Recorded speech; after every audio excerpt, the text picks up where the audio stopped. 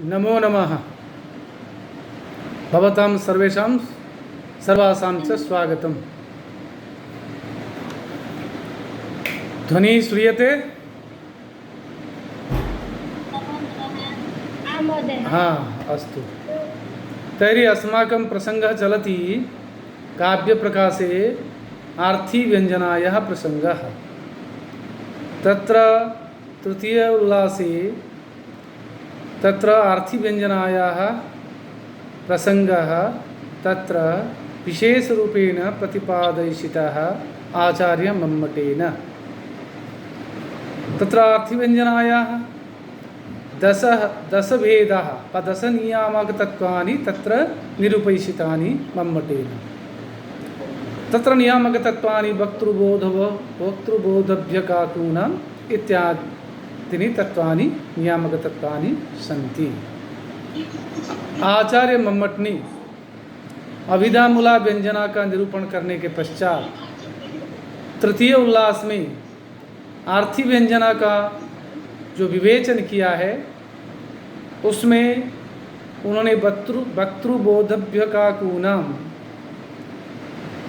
इस कारिका के माध्यम से 10 नियामक तत्वों का प्रतिपादन किया है कि इन वक्तृ वैशिष्ट्य, बोधव्य वैशिष्ट्य, काकु वैशिष्ट्य, वाक्य वैशिष्ट्य, वाच्य वैशिष्ट्य, अन्य सन्निधि वैशिष्ट्य इत्यादि देश काल प्रकरण आदि वैशिष्ट्यों के माध्यम से वाच्यार्थ नियमित होकर एक व्यंग्यार्थ को अभिव्यक्त करता है और जिसके मूल में लक्षणा रहती है और अर्थ वैशिष्ट्य के कारण यह आर्थी व्यंजना कही जाती है।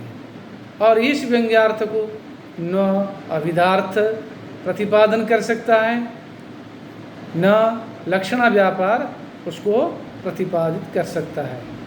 अतः यहाँ व्यंजना व्यापार की नितांत आवश्यकता है। इस व्यंजना व्यापार के द्वारा अर्थगत वैशिष्ट्य से जो एक व्यंग्य या व्यंजन ध्वननात्मक जो अर्थ है उस अर्थ को जो अभिव्यक्त कराता है तब ये क्या कहलाती है? आर्थी व्यंजना कहलाती है। तब वक्तृ वैशिष्ट्य हमने पढ़ लिया था, बोधव्य वैशिष्ट्य भी उसका भी उदाहरण देख लिया था और काकु वैशिष्ट्य उसको भी देख लिया था। अब हम आएंगे वाक्य वैशिष्ट्य से वाच्य रूप अर्थ की नियामकता होती है और व्यंग्यार्थ उससे कैसे अवबोध होता है, अवबोधित होता है। तो वह उदाहरण है कि आचार्य मम्मट जिस प्रकार कह रहे हैं वह है तदा मम गंडस्थल निमग्नं दृष्टिं नानेशिरन्यत्र इदानीं शैवाहं तौ च कपोलो नशा दृष्टि। यहाँ प्रसंग है, इस पद्य के पीछे जो प्रसंग है वह इस प्रकार है कि एक सुंदरी युवती अपने प्रियतम से कह रही है, उस समय कह रही है जिस समय उसकी सहेली उसके पास नहीं है। उसकी सहेली या उसकी सखी उस नायिका से या उस सुंदरी युवती से कुछ अधिक सुंदर है और उसी वजह से जब वह सखी उसके पास उपस्थित थी उस समय उसका नायक या उसका प्रियतम उस सुंदरी को, उस युवती को, जो उसकी प्रेयसी, उसको विशेष रूप से उसके जो मसृण गाल है, गंडस्थल है, उस पर अपना दृष्टिपात निर्निमेष रूप से कर रहे थे। अब उसकी सहेली न होने की वजह से वो उस प्रकार नज़र नहीं डाल रहे हैं। तब इस स्थिति को देखकर वह युवती अपनी प्रियतम से कह रही है कि तदा मम गंडस्थल निमग्नां दृष्टिम नानेशी अन्यत्र। तदा माने उस समय का मतलब है जिस समय मेरी सखी जो मुझसे अधिक सुंदर है वो जब मेरे पास थी उस समय तदानीं तदवसरे यदा मदीया सखी मत्पार्श्वे व मत्सन्निहिता आसीत्, तदानीं जब मेरे पास वो थी, उस समय गंडस्थल निमग्नाम, मेरे गंडस्थल पर निमज्जित व निहित व गाड़ी गई आपकी जो दृष्टि है, नज़र है, वो अन्यत्र नानीशी, वो दूसरी जगह नहीं ले जा रही थी, पर नहीं ले जा रही थी आपके द्वारा। बस उस दृष्टि को आप अलग नहीं हटाते थे, आप निर्निमेष टकटकाती हुई नज़र से मेरे गंडस्थल का अवलोकन कर रहे थे। कब? न जब मेरी सखी जो कि मेरे से अधिक सुंदर है वो मेरे पास सन्निहित थी उस समय। और तदानीम न इदानीम सा एव हम, और अभी भी वही मैं ही हूँ, मेरे स्थान पर और कोई नहीं है। परंतु तौ च कपलो, और मेरे जो मसृण गाल वो भी अभी, मेरे वो दोनों गाल भी अभी है, परंतु नशा दृष्टि ही, आपकी दृष्टि, आपकी नज़र अभी वैसी नहीं है। वो उस टकटकाती नज़र से उस निर्निमेष अवलोकन आप नहीं कर रहे हैं कि उस समय जैसे कर रहे थे। उसका वजह है कि अभी मेरी सहेली मेरे पास नहीं है।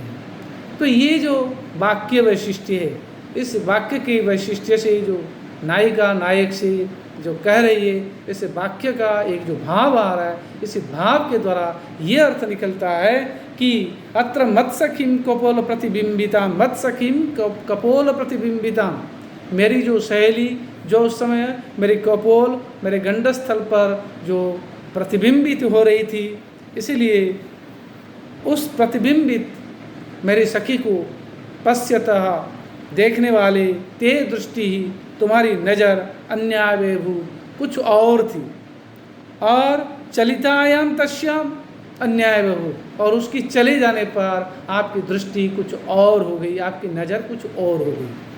इसलिए जाता इति अहो प्रचन्न कामुकत्वम ते इति व्यज्यते, तुम्हारी जो प्रचन्न कामुकता, तुम्हें जो चौर्य रत है, वह ध्वनि तो रही है, तुम्हें कामुक हो। हाँ, ये जो अपनी प्रियतम को करे कि तुम्हारी जो कामुकता व तुम्हारी जो एक अलग प्रकार की नजरिया दूसरे के प्रति, वह स्वतः मेरे नज़र में पकड़ में आ गई। हाँ, ये जो ध्वनि है, ये जो व्यंग है, ये व्यंग्यार्थ इस वाक्य वैशिष्ट्य से, वाच्यार्थ से निकल रहा है। तो इसीलिए यहाँ वाक्य वैशिष्ट्य मूला आर्थी व्यंजना लक्षित हो रही है। क्लियर है?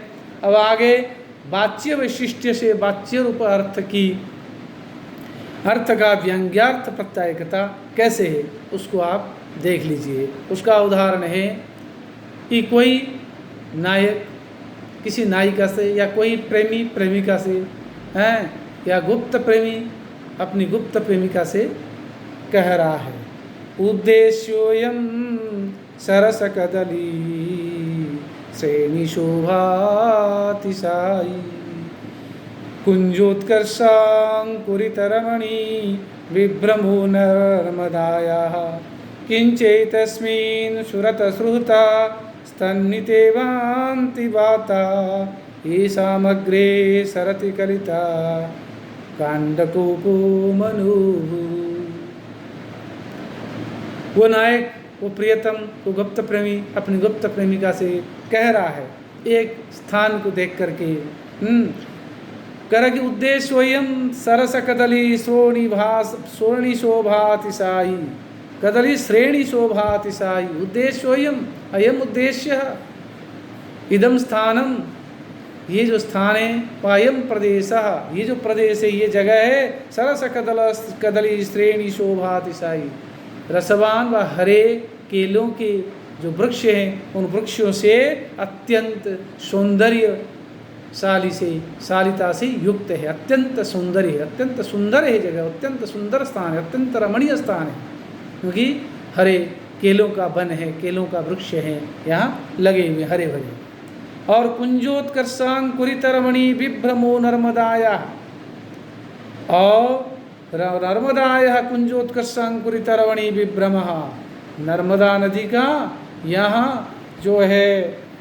क्या है, न रमणीय सुंदरियों के हृदयों की सोई हुई भावनाओं को जगाने वाला ऐसा स्थान है। किंचित यस्मिन सुरत सुहृदा तन्निते बांति बाता। सुरत सुहृदा जो रति कर्म के मित्र है उसके है तन्नी ते तुम्हारे जो दोस्त है मित्र है रति कर्म में तुम्हें सहायता करने वाले जो मंद मंद शीतल वायु वह प्रवाहित हो रहे हैं, हे तन्नी प्रवाहित हो रहे हैं।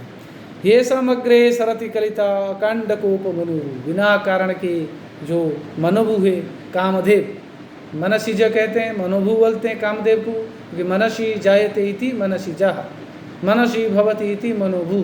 क्योंकि कामदेव का दूसरा नाम है अनंग। आपने कुमार संभव में पढ़ा होगा कि शंकर भगवान के तृतीय नेत्र से निर्गत पन्नी से वह कामदेव भस्मीभूत हो गए थे, तब से अनंग हो गए। वो उनका अंग नहीं है, शरीर नहीं है, परंतु वो प्रभावशाली है, वो शक्तिशाली है, प्रभु विष्णु है और वो मन में प्रभावशाली हैं, इसलिए उनको मनसीज कहते हैं और अनंग भी कहते हैं, मनोभू बोलते हैं। इस प्रकार मनोभू जो कामदेव वो बिना कारण यहाँ आगे उसके चलने वाले हैं।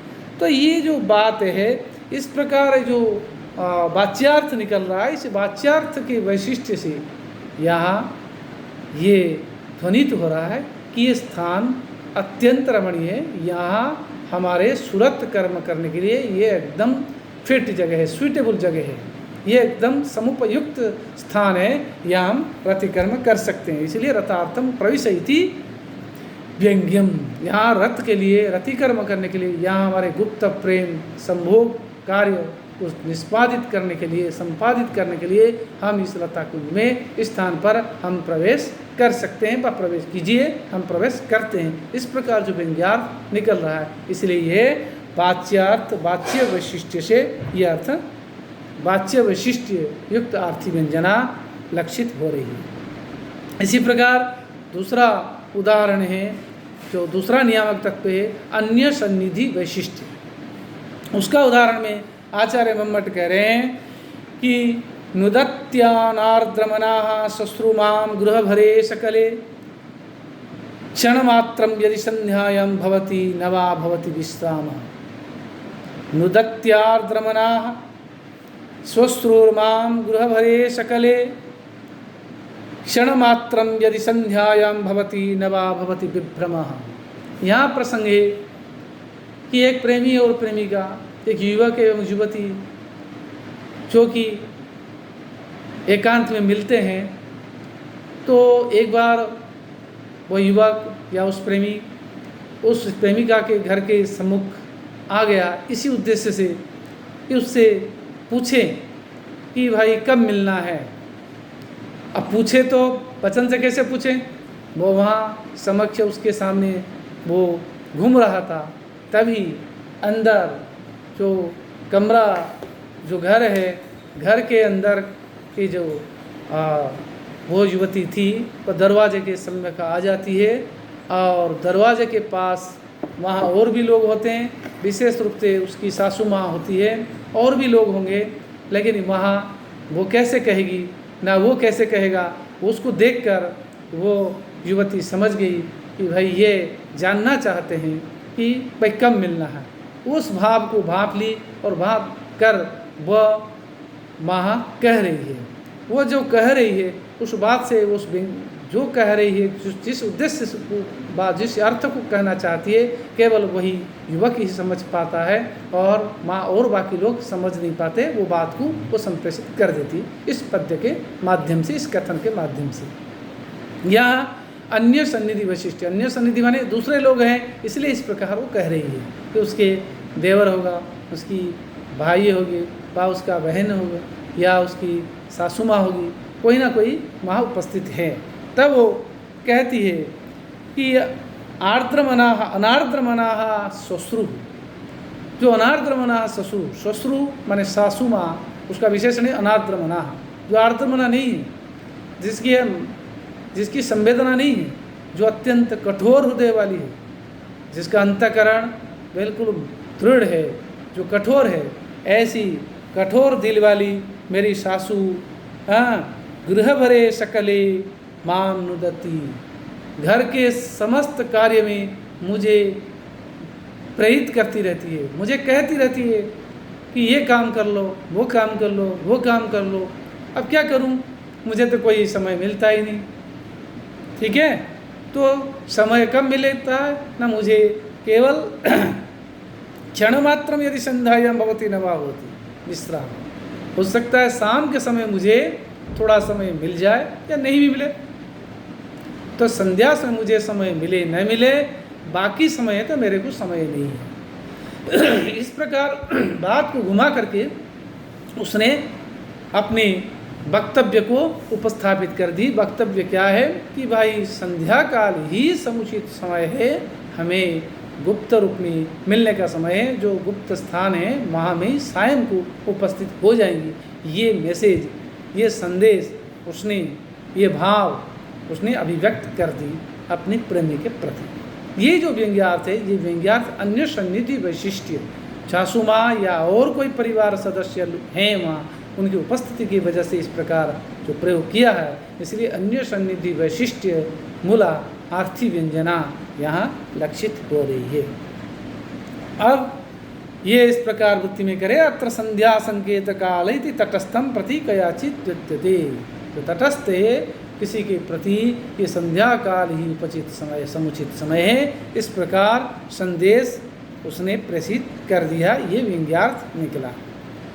अब इसके पश्चात प्रस्ताव वैशिष्ट्य का उदाहरण दे रहे हैं कि प्रस्ताव या इसको प्रकरण वैशिष्ट्य भी कह सकते हैं। इससे वाच्यार्थ से व्यंग्यार्थ का बोधन कैसे हो रहा है, देखिए उदाहरण है, श्रूयते समागमिष्यति तव प्रियोद्य प्रहार मात्रेण एवमेव किमिति तिष्ठसि तत्सखी सज्जय करणीयम।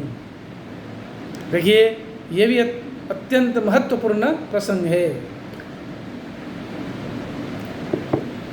कि यहाँ क्या है, एक कोई युवती है, तरुणी है,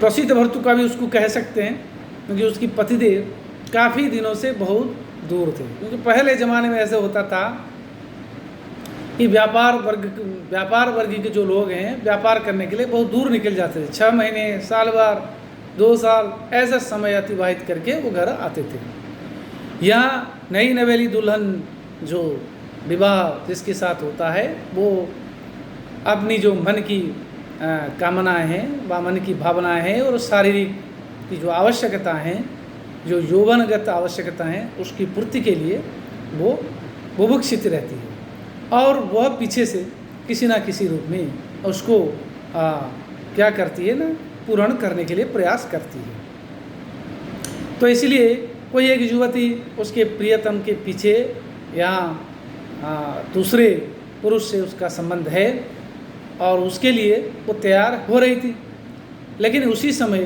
दूर से शायद उसकी जो सहेली है या सखी है, उसको पता चल गया कि उसके पतिदेव आ गए हैं।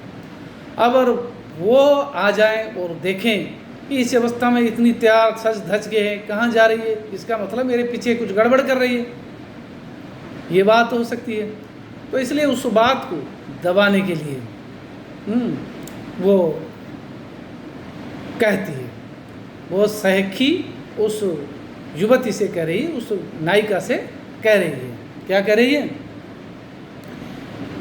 कि श्रूयते समागमिष्यति तव प्रियोद्य, जानबूझकर ऐसे कह रही है, जबकि उसको पता है कि आ गए हैं, देख लिया, लेकिन वो कह रही है श्रूयते, सुनाई देता है, वह हम सुनते हैं, सुनने को ऐसे प्राप्त होता है कि समागमिष्यति तव प्रियोद्य प्रहर मात्रेण, तुम्हारे प्रियतम, तुम्हारे पति आज थोड़ी देर में आने वाले हैं। लेकिन जबकि वो देख लिया आ गए हैं, दरवाजे के पास ही है, अंदर से वो ऐसी आवाज़ कर रही जैसे कि उसको पता नहीं, लेकिन वो सावधान कर रही है अपनी सहेली को, उस नायिका को, कि तुम्हारे प्रियतम आज थोड़ी देर में आने वाले हैं। एवमेव किमिति दृष्टसि तत्सखी, इसलिए सखी तुम ऐसे क्यों हो, सज्जय करणीयम, जो कुछ करना करो, तैयार हो जाओ, कम से कम प्रस्तुत हो जाओ, अपनी प्रियतम इतने दिनों बाद आएंगे, तुम ऐसी उनके पीछे तो रहती थी, चलो बिना सज धज के, क्योंकि प्रसिद्ध भक्त का बिना सज धज के रहती थी। अब अभी तुम्हारे प्रियतम आएंगे, थोड़ा सज धज लो। समझ में आया? तो इस प्रकार कहने से ये है कि जब उसका पति देखेंगे सज धजी हुई है तो वो पति समझेंगे भाई मेरे लिए इसको पता चल गया, इसलिए सज धज के तैयार हो गई। उसके मन में ये शंका नहीं आएगी कि ये और किसी से मिलने के लिए ही तैयार हो रही थी। इस प्रकार अत्र उपपतिम प्रति अभिसर्तुम प्रस्तुता न युक्तम इति कयाचित निवार्यते। तो इस प्रकार यहाँ दो अर्थ निकल सकते हैं। क्या इस प्रकार वो प्रियतम समझ सकते हैं, या उस उस प्रेमिका को, उस नायिका को, उस युवती को वो संदेश दे रही है कि तुम्हें अभी उपपति व तुम्हारे गुप्त प्रेम के प्रति चौर्य रत करने के लिए अभी तैयार होना सही नहीं है, अभी जाना नहीं चाहिए, अभी रुक जाओ क्योंकि तुम्हारे पति आने वाले हैं। ये अर्थ भी निकल सकता है। या पति आ गए तो देख ले, तो वो समझेंगे कि मेरे लिए तैयार हो रही थी। ये जो व्यंग्यार्थ निकल रहा है ये किसकी वजह से? प्रस्ताव या प्रकरण वैशिष्ट से। जिस प्रकार प्रस्ताव या प्रकरण प्रियतम आने वाले हैं, आ रहे हैं, इस प्रकार जो प्रस्ताव रख रही है उसकी शैली, उससे ये ध्वनित हो रहा है। इसलिए प्रकरण वैशिष्ट्य युक्ता आर्थी व्यंजना का उदाहरण यह है।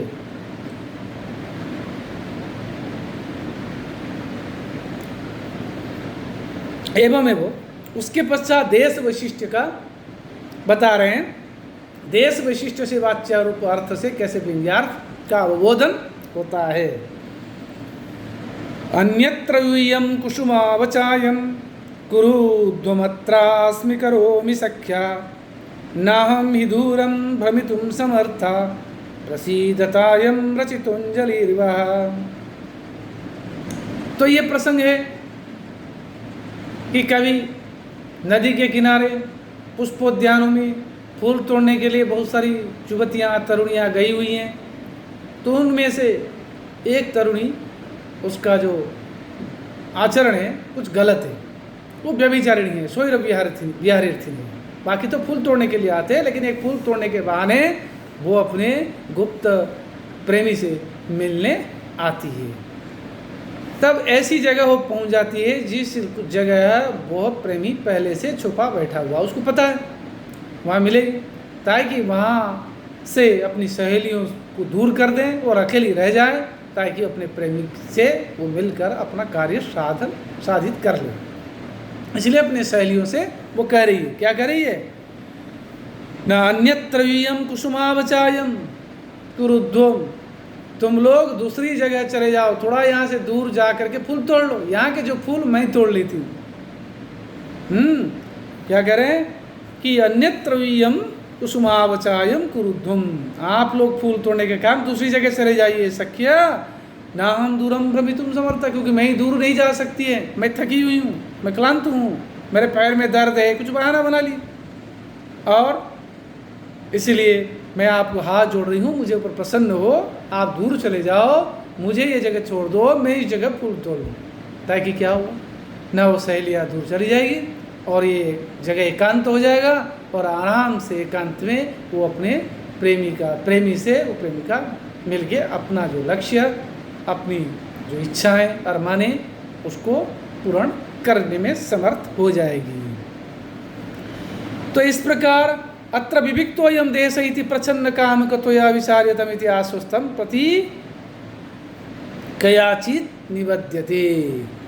तो यहाँ किसी के द्वारा, किसी प्रेमिका के द्वारा अपने प्रेमी से कहा जा रहा है ये स्थान सही है, जगह है, हम यहाँ मिल लेंगे, और ये व्यंग्यार्थ निकल रहा है। ये देश वैशिष्ट, स्थान वैशिष्ट से अर्थ निकला कि जो फूल उद्यान है, एक एकांत लता कुंज आ गया, वहाँ इस प्रकार वो बात कह रही है कि इस वैशिष्ट्य से ये व्यंग्यार्थ निकला कि भाई यहाँ सही स्थान है, सही जगह है, सही समय मिलने का। ये जो है इस प्रकार यहाँ देश वैशिष्ट्य से आर्थिमूला व्यंजना लक्षित हो रही है। उसके पश्चात काल वैशिष्ट्य, समय की विशेषता से वाच्यार्थ से व्यंग्यार्थ का अवबोधन, प्रत्यायन वा। गुरुजन परवश प्रिय किं भणामि तब मंद भागिनी हम अद्य प्रवासम ब्रजसी ब्रज स्वयमेव स्वस्यसी करणीयम। तो ये प्रसंग है कि एक नायिका, एक नई नई शादी हुई, वो अपने प्रियतम से कह रही है। कहाँ कह रही है? अपने घर में कह रही है। और समय कैसा है? ना बसंत काल का समय है, और उस बसंत काल के समय में उसका जो पति है वह बहुत दूर जाने वाले हैं, क्योंकि घर जो संयुक्त परिवार है, पिताजी है, बड़े भाई है, सबका आदेश है भाई तुम्हें अपना कार्य के लिए दूर जाना पड़ेगा। उस समय तो नहीं थी कि मियाँ बीवी साथ रहें, दूर चले जाए, अकेले रह जाए, ऐसा नहीं। संयुक्त परिवार था, सब साथ रहते थे। अकेले पति को, पुरुष को बाहर जाना पड़ता था अपने धंधे के लिए। वो जाने के लिए तैयार जब हो जाता है तब सबके सामने कैसे कहें, तो इस प्रकार घुमा करके फिरा करके वो कह रही कि आप मत जाओ। ऐसे कहने के लिए वो दुल्हन अपने दूल्हे से, अपने पति से कह रही है कि गुरुजन परतंत्र परवश प्रिय, हे प्रियतम आप गुरुजनों के पराधीन हैं। गुरुजन जो है वो उनके अधीन में आप हैं। आप स्वतंत्र नहीं हैं, आप परतंत्र हैं, पराधीन हैं। क्योंकि पहले ज़माने में होता था, अपने गुरुजनों का सम्मान करते थे, उनके आदेश की अनुपालना में कार्य करते थे। अब वही है कि आप उनके अधीन हैं। इसीलिए किम भणामि, क्या कहूँ तब आपके लिए, हे मंदभागिनी हम, मैं तो मंदभागिनी हूँ, मैं हीनभागिनी हूँ, मेरा भाग्य, मेरे कर्म फुटे हुए हैं कि मैं आपको क्या कहूँ। अद्य प्रवासम ब्रजसी, आज आप विदेश को जा रहे हैं। ब्रज जाओ, स्वयमेव स्वस्यसी करणीयम, खुद ही सुनोगे जो करने योग्य है, ये कह दिया। तो यहाँ काल वैशिष्ट्य, समय वैशिष्ट्य, जाने का समय है प्लस बसंत ऋतु का समय है कि यहाँ इसकी इच्छा नहीं है उनको छोड़ने के लिए। अगर चली जाए, वो चले जाए तो पीछे ये जी नहीं पाएगी, इसका प्राण क्या होगा, न दूर हो जाएगा, निकल जाएगा, इसकी मौत हो जाएगी, ये स्वर्ग सिधार जाएगी। ये करे अत्र अद्य मधु समय यदि ब्रजसी, इस बसंत ऋतु के समय अगर तुम चले जाओगे, तदा हम तावत न भवामी, तो फिर मैं प्राण त्याग दूंगी, मैं नहीं रह पाऊंगी, मैं जीवन धारण नहीं कर पाऊंगी, मेरी मृत्यु हो जाएगी। तब तु न जानामि गतिमिति विज्जरे, तुम्हारा क्या होगा ये मुझे पता नहीं, लेकिन मेरी तो ये हालत होगी। इसलिए आप एक काम कीजिए कि आप मत जाइए। ये जो व्यंग्यार्थ निकल रहा है ये किसके वैशिष्ट्य से? न काल वैशिष्ट्य से, मधुमाह जो बसंत ऋतु का समय है उसके वैशिष्ट्य से यह अर्थ निर्गत हो रहा है। इसीलिए ये काल वैशिष्ट्य मूला आर्थी मूला व्यंजना। इसके पश्चात अन्यान्य वैशिष्ट्य से वाच्यारूप अर्थ की व्यंग्यार्थ प्रत्यायकता व अन्यान्य वैशिष्ट्य से वाच्यार्थ से व्यंग्यार्थ का कैसा अवबोधन हो रहा है उसका देखिए।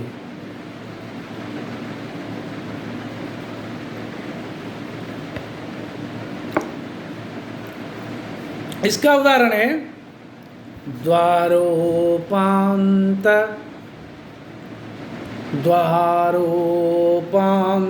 निरंतरे मयितया सौंदर्यसार श्रिया प्रोल्लास्योरुयुगं परस्पर समासक्तं समासादितम् आनीतं पुरतः शिरोंशुकमधा क्षिप्ते चले लोचने वाचस्तत्र निवारितं प्रसरणं संकोचिते दुर्लते।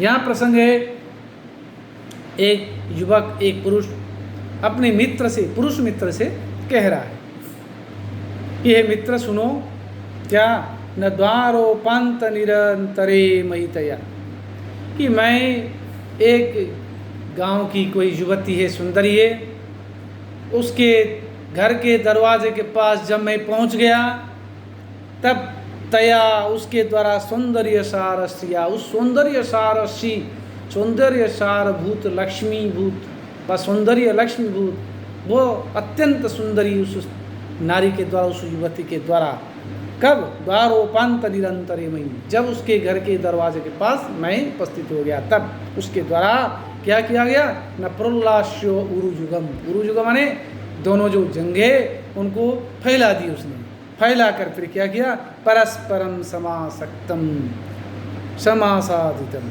फिर उसने क्या किया, उस दोनों जंघाओं को मिला दिया, पहले फैला दिया फिर मिला दिया, एक काम। दूसरा काम, नानितम पुरतः सिरं सुखम, और अपनी जो सिर पर माथे पर जो घूंघट है उसको सामने की ओर ले आई, ले आकर क्या करी ना, उसको अधक नीचे की ओर कर दी, और खिपते चले लोचने, अपनी जो दोनों आंखें उसको चंचल रूप से चलाने लग गई है, हिलाने लग गई है। और फिर वाचस्तत्र निवारितम, वहाँ कुछ कहा ही नहीं उसने, चुपचाप खड़ी हो गई, और प्रसरणम संकोचिते दुर्लते, और अपनी दोनों भुजाओं को यूँ आलिंगनबद्ध कर लिया।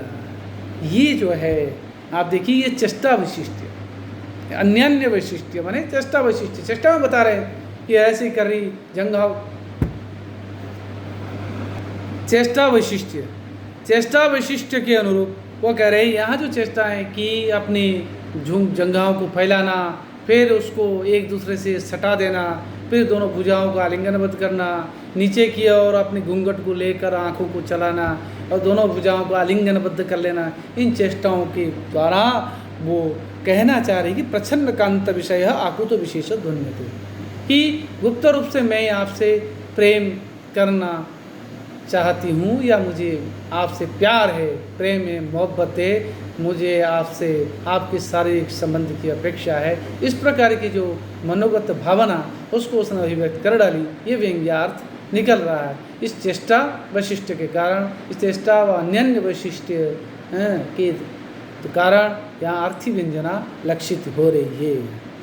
इस प्रकार उपर्युक्त जो 10 प्रकार के वैशिष्ट्य से जो अर्थी व्यंजना हुई, उसका एक संक्षेप में आचार्य मम्मट अंत में कह रहे हैं कि यद्यपि ये सारे वैशिष्ट्य जो एक साथ भी हो सकते हैं, एक ही जगह भी हो सकते हैं, एक दो भी अधिक हो सकते हैं, एक भी हो सकता है, अलग अलग हो सकता है, लेकिन मैं अलग अलग इसलिए बताया ताकि स्पष्ट रूप से आपको पता लग जाए कि ये इन वैशिष्ट्यों से, इन वैशिष्ट्यों के कारण क्या ना अर्थी व्यंजना परिलक्षित हो सकती है, वार्थी व्यंजना सफलीभूत हो सकती है, व सार्थक हो सकती है, अन्वर्थित हो सकती है।